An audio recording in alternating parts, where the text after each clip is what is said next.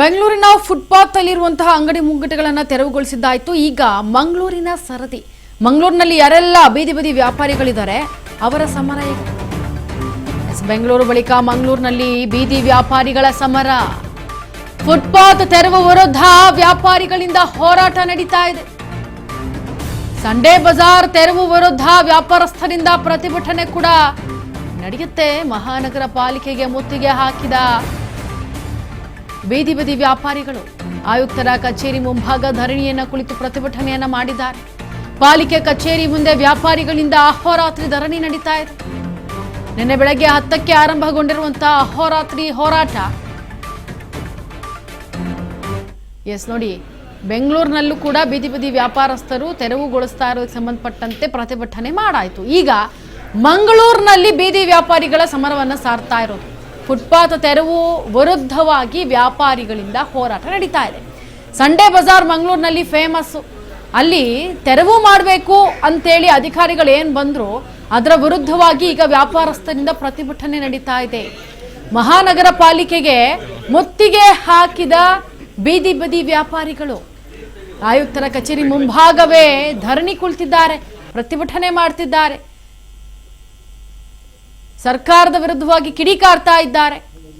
ವ್ಯಾಪಾರಿಗಳಿಂದ ಅಹೋರಾತ್ರಿ ಧರಣಿ ನಡೀತಾ ಇದೆ. ನಿನ್ನೆ ಬೆಳಗ್ಗೆ 10ರಿಂದ ಆರಂಭಗೊಂಡಿರುವಂತಹ ಅಹೋರಾತ್ರಿ ಹೋರಾಟ ಇದು.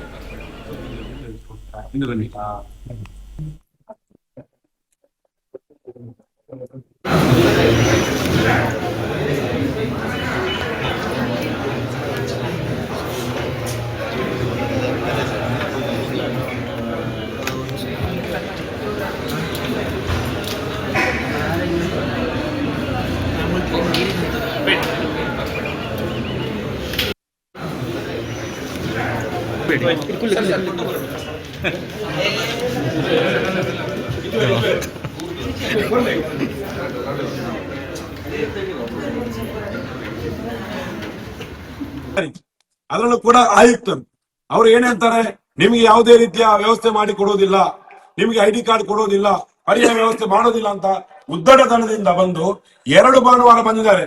ಕಳೆದ 2 ಭಾನುವಾರದಿಂದ ಅವರು ನಗರ ಪಾಲಿಕೆಯ ಆಯುಕ್ತರು ಬೀದಿಯಲ್ಲಿ ನಿಂತು ನಮ್ಮ ಬೀದಿ ವ್ಯಾಪಾರಿಗಳನ್ನ ಎತ್ತಂಗಡಿ ಮಾಡಿದ್ದಾರೆ.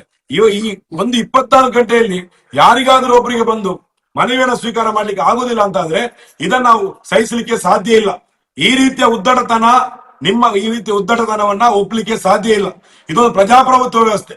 ಪ್ರಜಾಪ್ರಭುತ್ವ ವ್ಯವಸ್ಥೆಯಲ್ಲಿ ಜನರ ಆ ಕೂಗುಗಳನ್ನ, ಜನರ ಬೇಡಿಕೆಗಳನ್ನ ಕೇಳ್ತಕ್ಕಂಥ, ಅವರ ನೋವುಗಳನ್ನ ಆಲಿಸ್ತಕ್ಕಂಥ ಒಂದು ಜವಾಬ್ದಾರಿ ಸರ್ಕಾರದ. ಏನು ಬೆಂಗಳೂರಿನಲ್ಲಿ ಮೊನ್ನೆ ಅಷ್ಟು ದೊಡ್ಡ ಹೋರಾಟ ಆಯ್ತು. ಏನು ಸರ್ಕಾರದ ಮುಖ್ಯಮಂತ್ರಿ ಹೇಳ್ತಾರೆ ಅವರಿಗೆ ಪರ್ಯಾಯ ವ್ಯವಸ್ಥೆ ಮಾಡ್ತೀವಿ ಅಂತ. ಮಂಗಳೂರಿನಲ್ಲಿ ಕಮಿಷನರ್ ಹೇಳ್ತಾರೆ ಯಾವುದೇ ವ್ಯವಸ್ಥೆ ಮಾಡೋದಿಲ್ಲ, ನೀವು ಏನ್ ಬೇಕಾದ್ರೂ ಮಾಡಿ ಅಂತ ಹೇಳ್ತಾರೆ.